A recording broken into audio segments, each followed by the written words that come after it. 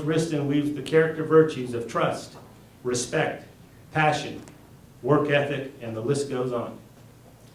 As he brought the state of Colorado its first national collegiate championship in any sport in over 24 years. Let's give a warm Thunderwolf welcome for one of Pueblo's finest, Coach John Wristen.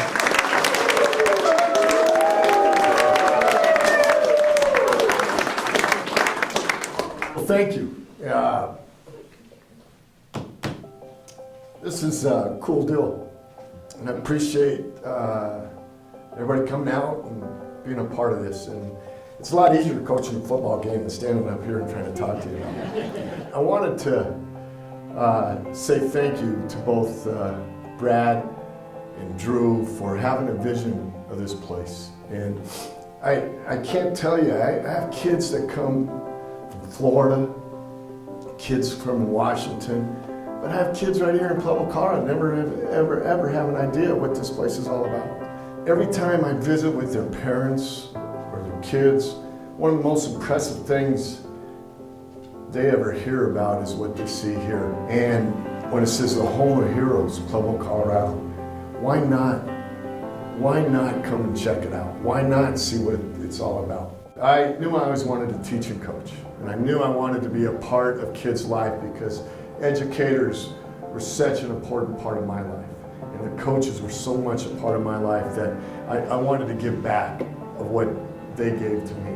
I was very lucky that I had worked a couple summer camps with a guy named Gary Barnett, and so I became a graduate assistant at University of Colorado. Now, that next year, we won a national championship.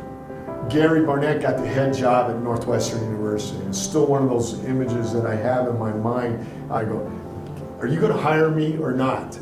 He goes, of course. You know, like I had something to be worried. Well, I was worried. You know, at that time, I needed a full-time job. It's something I wanted to do. So we go to Northwestern. And the reason why I'm saying this is all those experiences helped shape about what we did together. The momentum started to happen about CSU Pueblo bringing football back. All the guys in the profession go, why are you taking this job? I went in and told my head coach, Carl Durrell. He goes, you want to do what? You want to start a Division II program? He goes, well, if you get on that plane, you better get that job. He goes, because I'm going to force you to resign if you, not a lot of people know that. So I either had my application at King Soopers, Substitute, Subway, or trying to get the job at CSU Pueblo. So jumped in with both feet, and it was a match. What was the first thing you wanted to do? I said, well, when you didn't have an office, you didn't have a phone, and they put you up in the 6th-floor library in a janitor's closet, you got to figure something out what to do. So I think we adopted this mentality, or is that I'm going to put my head down and figure out something to do every day. And just go to work, and we're going to figure this out. There was no footballs, there was no tees, there was nothing. We had to develop a set of core values. We had to develop a set of core values about trust, faith, and patience. Now, trust is this. I'm always going to tell a player, I'm always going to tell a coach, I'm always going to look you in the eye, and I'm always going to tell you the truth. I'm not always going to tell you what you want to hear. You got to have a little faith. Faith to me is belief without evidence. See, when you recruit, everybody wants to say, hey, I want you to be the starting quarterback when they're coming out of high school. We got X, Y, and Z players. Okay, I think you can go and compete and being able to do that. I said, this is our plan for you. I says, in 2 years, you got to be able to execute this. You got to understand your role. You got to make sure you handle all that. The last part of this is patience. We live in this day and age, in this society, where kids want instant success. No one wants to have a little patience. No one wants to have a chance to develop the trust, the faith, and the way you put it all together is with patience. And so these core values are right on our walls, and we talk about them all the time. I had to make sure I controlled my attitude and my work ethic. I firmly believe those are the only two things you have control over. And if you can control those things, great things will happen. I wanted our guys to understand about leaving a legacy. I wanted to understand about having the pride of the pack. That means you got to go play and you got to show it. Your actions speak so loud I can't hear your words.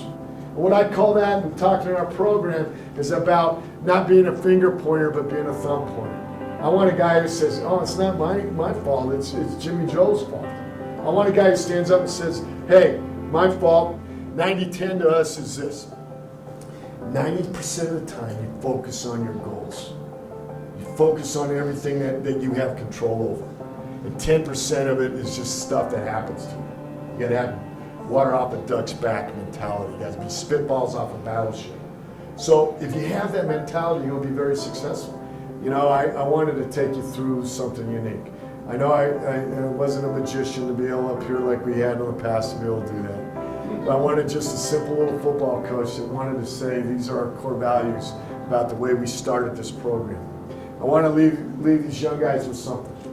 The 3 C's of life: choices, chances, and changes. You must make a choice to take a chance, or your life will never change. Go invest in yourself.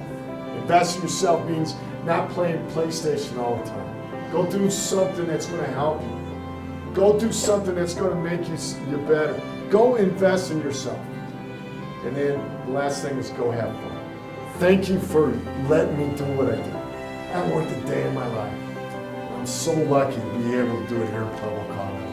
I want to say again, I was embarrassed, I was nervous about doing this, and I hope you got a little bit something about what it meant to try to be a champion. Go Pack! Thank you.